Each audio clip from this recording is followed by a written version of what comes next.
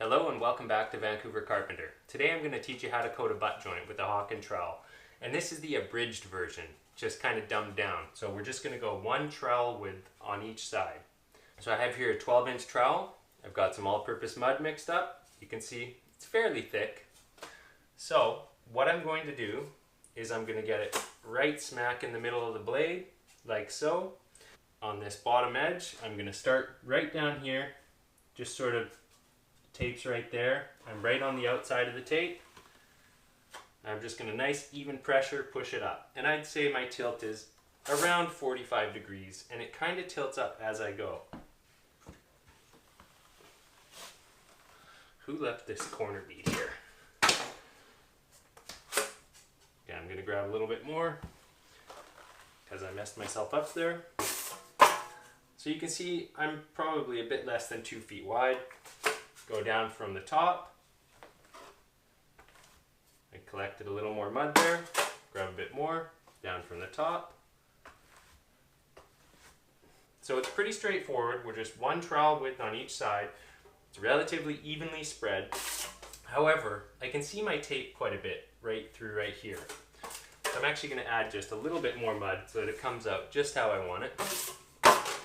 Now we get into the passes. So first things first, feather your edges, and as quickly as possible too, because the edges start to dry out, and if you don't feather them right away, then they get kind of high. So I'm pushing down really hard on the side of my blade, getting that edge nice and feathered. This side right from the top, this side right from the top. Now I can rest easy because those edges are feathered. So the next thing is I'm going to start kind of pushing the mud into the center a little bit by doing some finish passes. So the first one is on this side, and I'm just going to go up. Damn crumbs.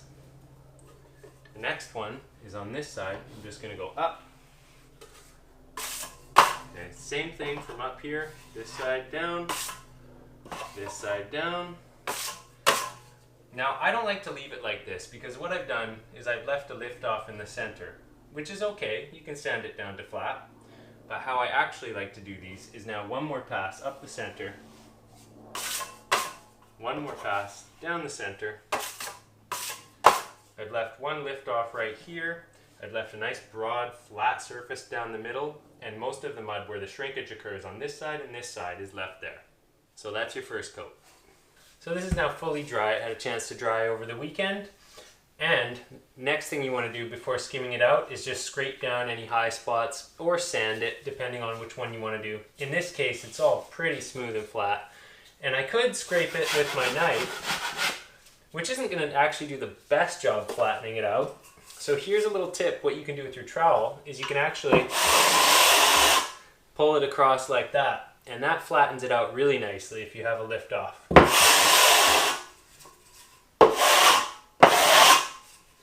Now that's otherwise looking pretty good, except for a couple little crumbs at the top. And now it's just wash, rinse, repeat. So start coating it again and just go a couple inches wider than the original joint.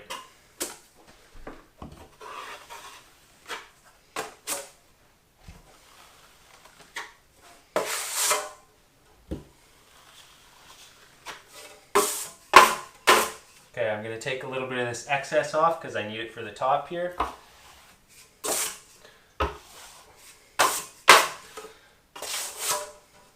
Right up into the top, as close as I can get without wrecking the joint above it. Okay, now it's time to feather these joints. Again, pressing the trowel over, bending it.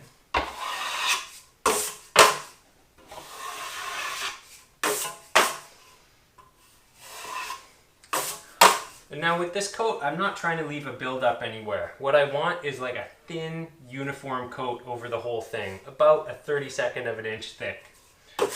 So I'm not scraping it so tight that I'm pulling everything off and compressing the mud. What I'm doing is just gently gliding my trowel down the wall. And it should be pretty smooth at this point if your first coat was nice.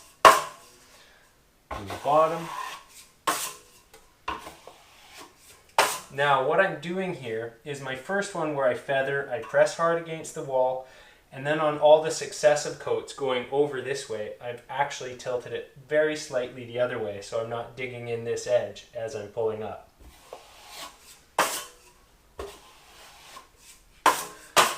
And now that is a nicely finished butt joint.